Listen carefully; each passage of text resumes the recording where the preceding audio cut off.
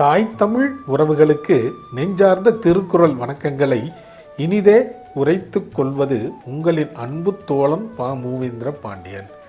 இன்றைய பொழுதில் நாம் நாளொரு திருக்குறள் வரிசையில் பொருட்பாலில் 93வது அதிகாரமாக உள்ள கல் உண்ணாமை என்ற அதிகார தலைப்பின் கீழ் அமையப்பெற்றுள்ள 925வது திருக்குறளை பற்றி இன்று நாம் காணப்போகின்றோம்.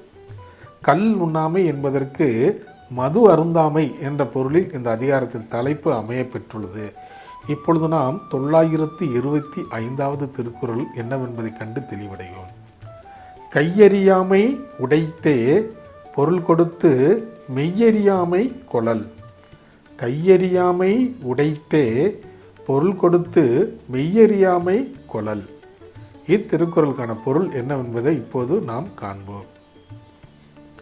தன்னை மறந்து மயக்கம் கொள்ளச் செய்யும் மதுவினை விலை கொடுத்து வாங்கி உண்பது என்பது ஒரு முட்டாள்தனமான செயலாகும் என்பது இத்திருக்குறளுக்கான பொருளாகும்.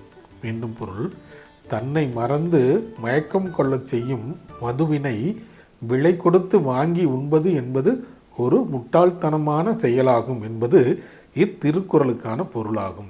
ஆம் தோழர்களே, நாமும் வள்ளுவரின் வழியினை தவறாமல் பின்பற்றி வாழ்வில் எப்போதும் வெற்றியை காண்போம். நன்றி.